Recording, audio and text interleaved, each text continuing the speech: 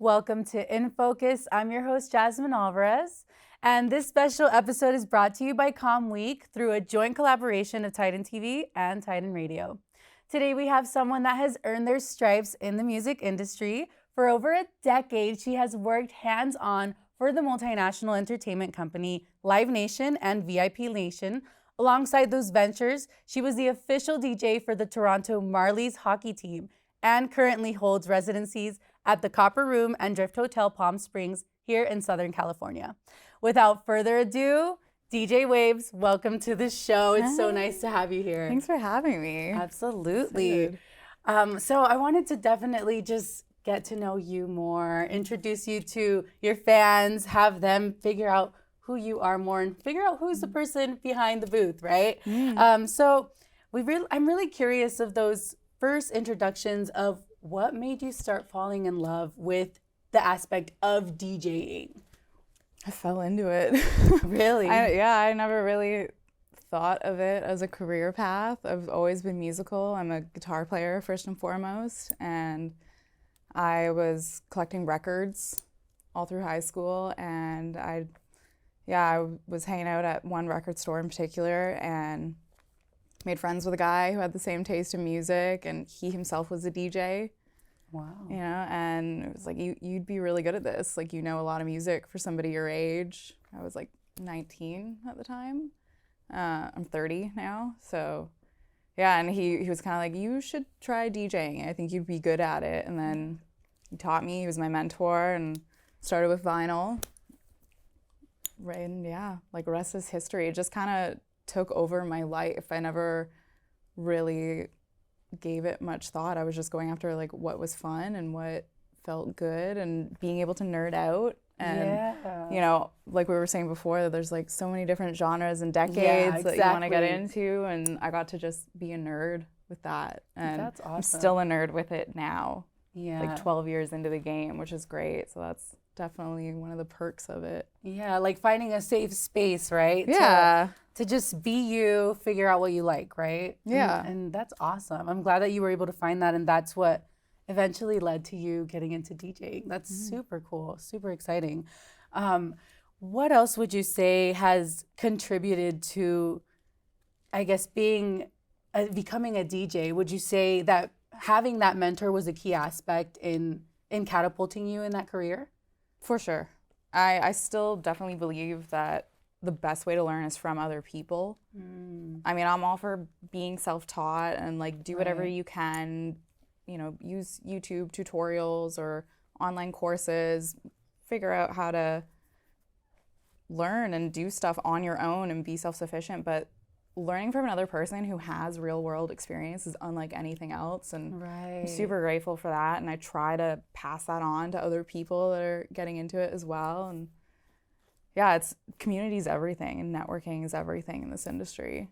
I have to agree with that, and definitely I love that you are adamant and you're, you know, advocating for going out, finding a mentor, getting hands-on experience, because, you know, it is great. Use those resources to you, but it's different when you have someone teaching you and you're working under them and they teach you different skills. I'm sure you've, you know, learned different skills just from working with that mentor. Yeah, stuff I would never learn from a book or from just a video online. Like, you really learn something special when someone can tell you about like an experience that they had, something that went wrong, something that went really well, or how to act in a certain situation, or tips and tricks that they've learned along the way. So I think it's great to share knowledge with other people in the field, and just be an active part of the community that you want to be in and the scene that you want to be in. I love that, being an active member of the community of what you want to become a part of. I love that. I think that's something definitely that all listeners can take away, whether they're fans, students. It's a great takeaway, and it's perfect, something you can apply to everything. Definitely. Sure. So I know there's a blog that's written that you titled Thriving Artist.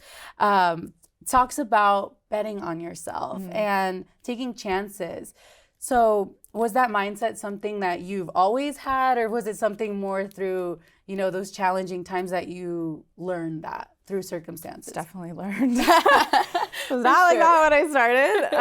Yeah, I got it tattooed on myself too. Actually, it was like a constant reminder. Yeah, because I grew up being told, "Oh, you're going to be a starving artist. You're never going to make money doing something creative. Like, when are you going to get a real job? When are you going to grow up?" You know, and a lot of times people look at things like TV and film and music or any sort of creative endeavor as like it's just dumb and frivolous. And so it came about probably 5 years ago, so like halfway into my career, where I was like, no, I'm good at this and I can get better, and I know like what I'm good at, what I'm capable of, what I want to do. And that's something switched in me at that point, and I was like, okay, I'm gonna bet on myself. That kind of prompted me to get my visa to come out here from Toronto. Yeah, and at the end of the day, like, you kind of only have yourself to rely on in this industry at this point. There's a lot of people that will be very nice and open up a door for you, but it's on you to keep yourself in that room and to keep fostering connections and to keep learning and sharing. And yeah, you've got to bet on yourself and be confident in your abilities and know what you bring to the table, and not in a egotistical way, just being sure of yourself. And you know, you work hard for this, and it's great to get validation and recognition, but ultimately it's like, I know what I'm good at, and I want to bring that, and I want to spread that, and I want to make it easier for the people coming after me. That's amazing. That's awesome. That's super cool to hear. And you know, it makes me curious, did you have a background in music, or was it something more so that you really just took a leap of faith and you were like, okay, well, we're gonna go ahead and just jump into this DJing career? Bit of both. I've always been musical. I've played guitar longer than anything else. I've done that for like 22 years. I went to school for photography because I wanted to photograph bands. That's how I thought I was initially going to be in the music industry. And then I started working for Live Nation as like a day job. I would work at venues as a ticket usher, and I ended up doing everything under the sun for them and other venues, like just working door, or I've been like A&R and gone and found different artists in the city and put together nights and hosted them. I've been a production assistant. I've worked in the office. So in a weird way, like, all of that has helped me where I am now, because I know how people in the industry talk when it comes to bookings, or I know how people interact, or what they're looking for, or how the run of show goes. Like, I'm grateful for it because it's prepped me in a way that nothing else could. Like, I didn't ever think that DJing would actually be my career, but slowly over time, it was just like doing this music thing and this thing and this thing, and then it's like, well, I could book my own shows. I could book myself. I could book my own tour. I could do this.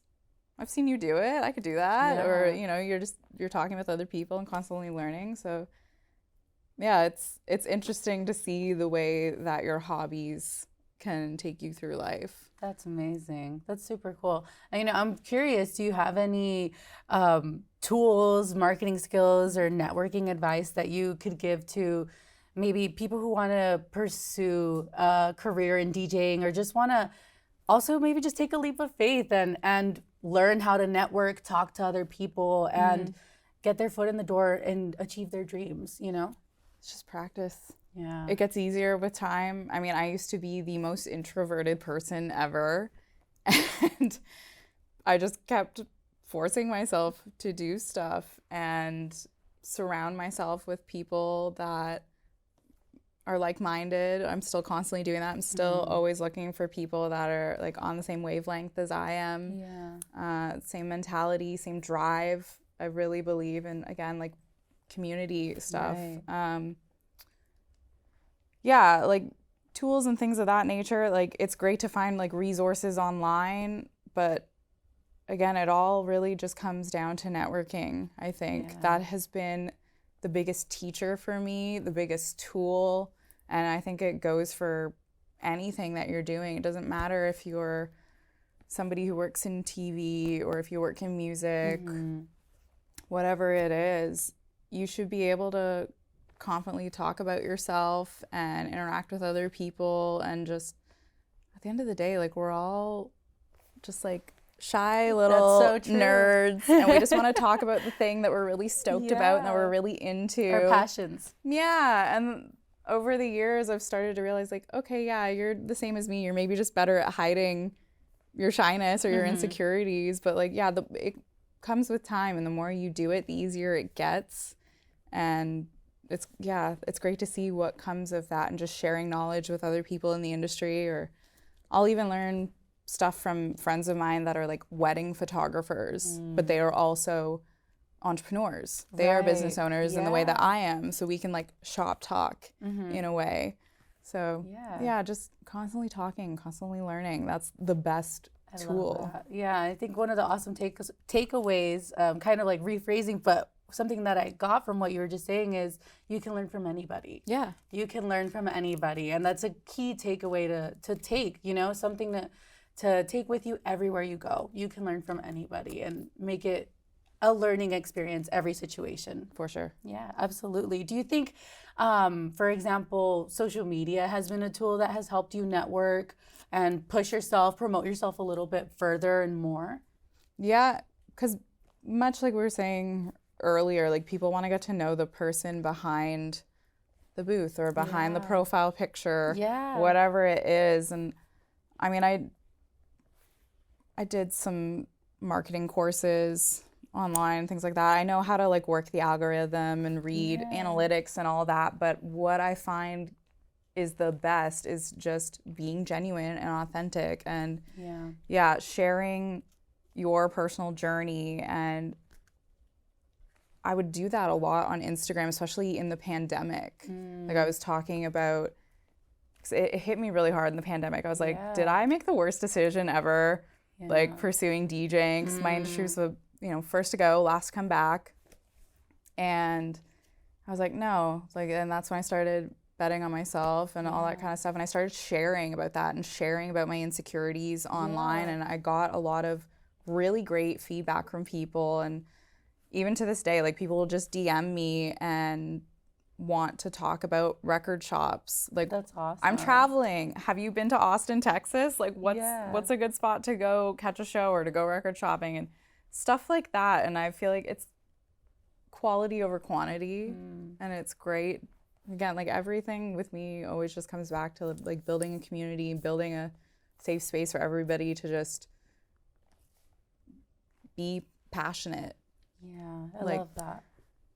Yeah, social media is great, but I think if you get too wrapped up in it, it's detrimental to your health. And I try not to go that route of like, posting and trying to work the algorithm and stuff. It's just being authentic. And if I'm at a concert that I'm enjoying, I'll share it. If I'm drinking coffee that I enjoy, I'll share it, stuff like that. And yeah, that's the best like way to connect with people. I love that. Yeah, and it's being like true to what it was originally meant for, right? Posting just what you're doing that day, what you're struggling with, what you're going through. But it's nice to see it from other people in the industry too, because I feel like with the music industry, a lot of times we look at people and they're up on a pedestal and it seems so unattainable, but really we've all started from the same place. Yeah.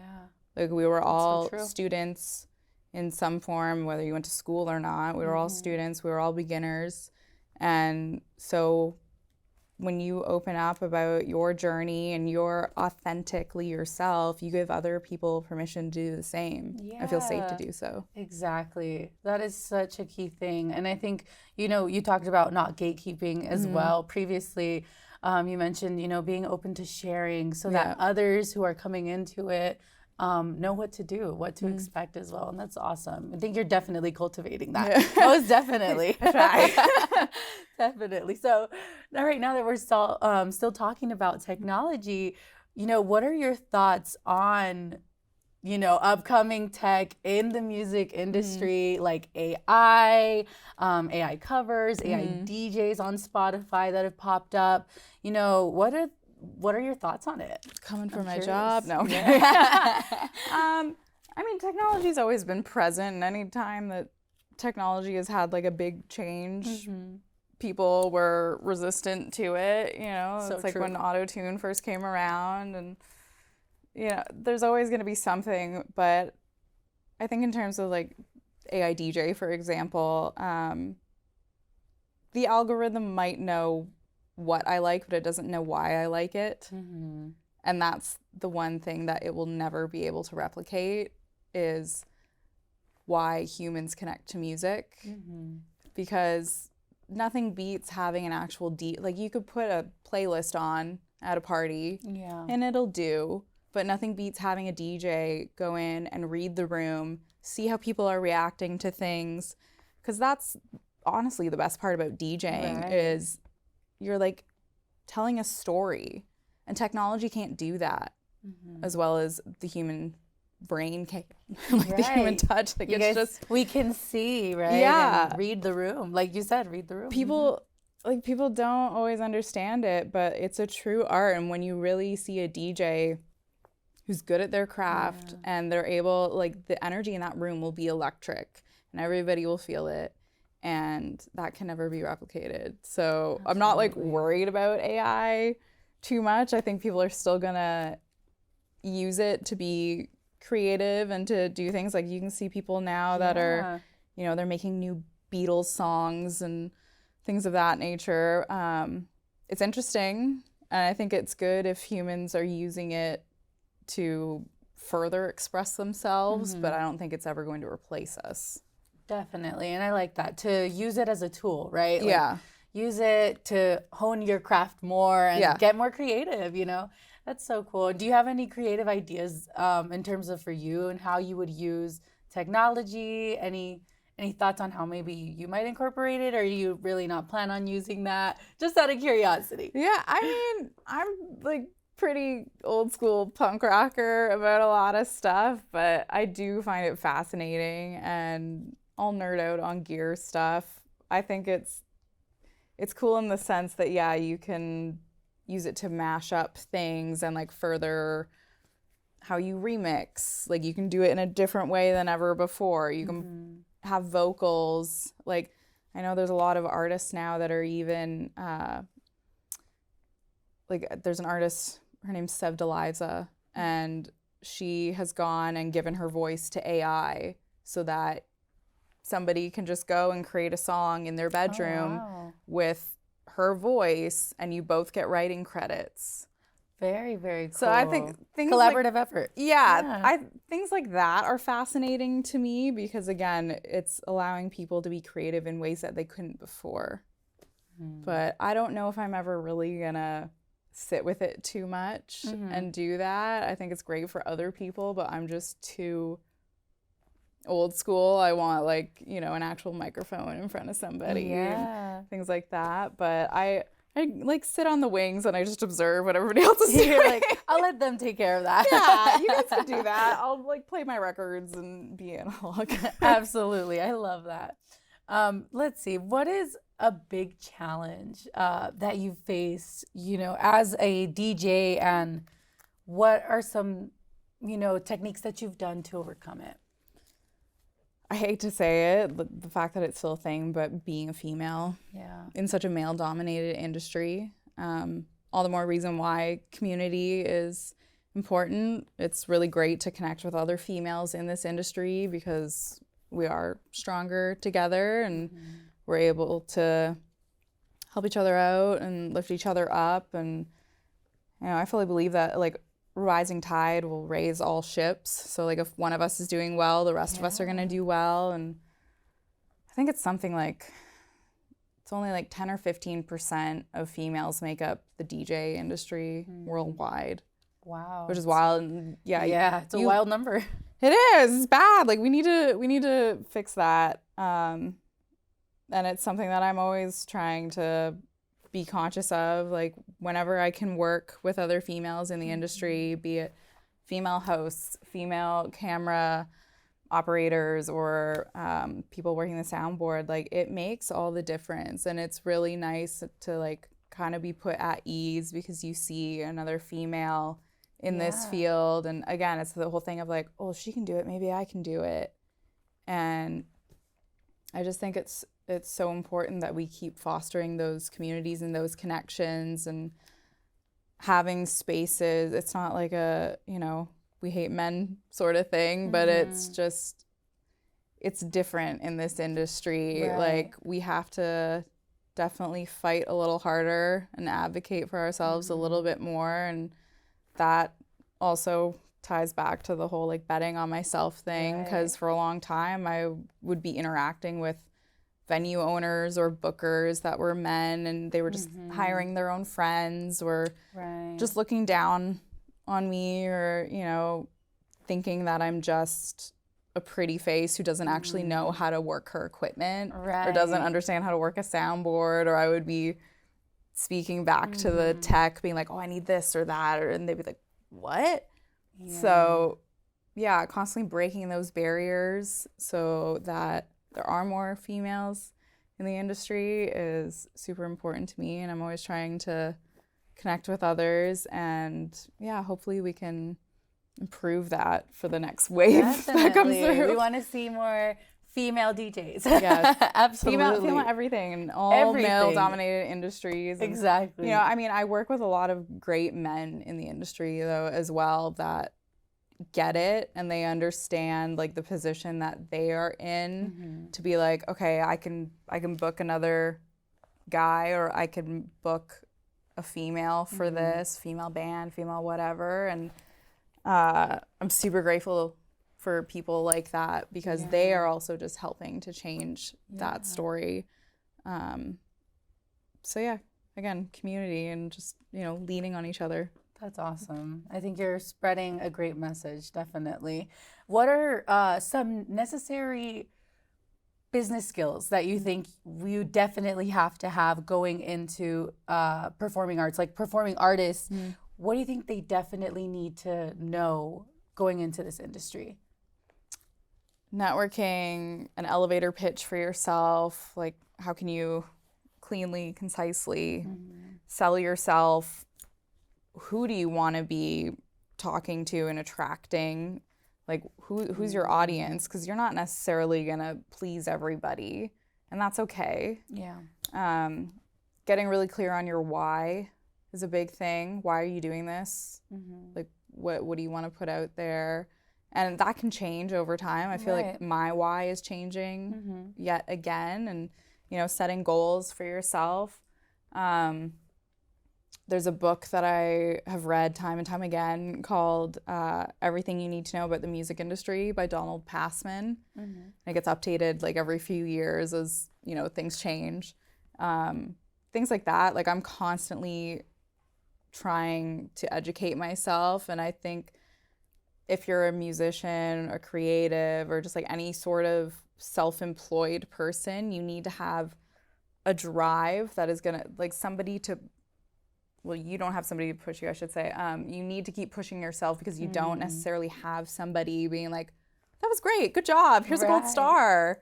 Like, you don't have a boss who's like, okay, performance review time. Like, you've got to learn to do that for yourself. You need to have ways to check in with yourself, ways to hold yourself accountable. Like goal setting and things of that nature, and just be open to learning all the time, because you can learn a lot of that stuff from other people in the industry, people that, you maybe want to emulate their career. Getting a mentor, it's always a great tool. I firmly believe in it. And just, having a thirst for knowledge, like reading stuff online or doing a master class or something like that. Like all of those tools, just as many as you can put in your tool belt. Like, I think that's great. Yeah, you can never learn too much. Definitely. I love that. You're definitely giving so many tips to students, to everybody who wants to delve into a career path that maybe they're unsure of or that they are sure of but aren't sure what to do next. So these are great resources, great. Well, it's never a straight line. That's the one thing I've learned too. Because, I initially thought I was going to be in the music industry as a photographer, and it didn't work out. I dropped out because I was like, this I'm paying money for something that's like a hobby. Like I can teach myself photography, but I learned how to interact with venue owners through that, or how to interact with artists, or like what's the look that they want, and now like me being on the other side, I can talk to photographers about like, this is what I want, or this is the type of headshot I need, or just all different stuff that you pick up along the way, working office jobs and learning how bookings are done, how emails are sent, and the type of words that are used in the vocabulary in the industry. Like you're always going to be picking up stuff, and you might not use it right away, but it might lead to something. So like I think it's really important to never dismiss something. Right. Even if you're not where you want to be yet. Exactly. You might use it. And I think that's going to speak to so many people who maybe, I think specifically college students too, who sometimes they're like, I don't know if this is the major I want to do anymore, but I'm too far in, or what am I going to do? But don't discredit it, definitely you can still use it. Well, yeah, you, for example, doing broadcasting like this, like you could end up working in sports. Yeah. You could be an in-arena host. You could be running around interviewing people like that. You could be doing red carpet stuff. Like the people that are working the board, and miking us up, they could be on tour with a band or in a venue, or they could be in a recording studio. It's not just radio. It's not just TV. Like there are so many different things that the skill sets are applicable to. And yeah, you just got to go with the flow of it. Definitely. I love that. Going with the flow, seeing where life's going to take you, but being open to it, right? Yeah. Open. Absolutely. So tell us, what else is in store for DJ Waves? A lot of nerdiness. Just constantly still digging for records, and I'm starting to get into music supervision for like TV and film. Wow. And being able to use my skill set again.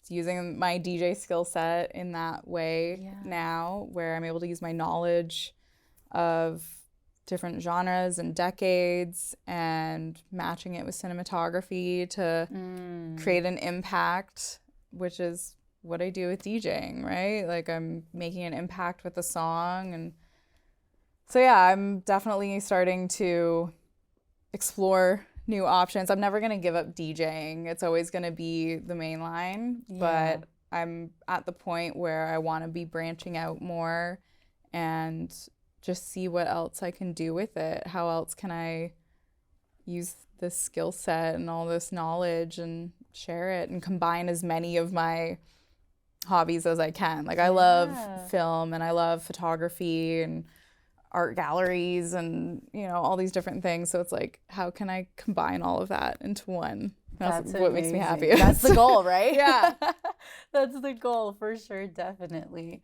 Well, thank you so much for joining us. Thanks for having me. It's been a pleasure to be able to just hear about your journey, your experience, and we can't wait to see what other endeavors you're going to reach in your music career. We know you're going to go far. Most definitely. Appreciate it. You as well. Thank you for joining us on this special episode of In Focus, brought to you in collaboration with Com Week, Titan Radio, and Titan TV. Until next time, I'm Jasmine Alvarez, and this has been In Focus.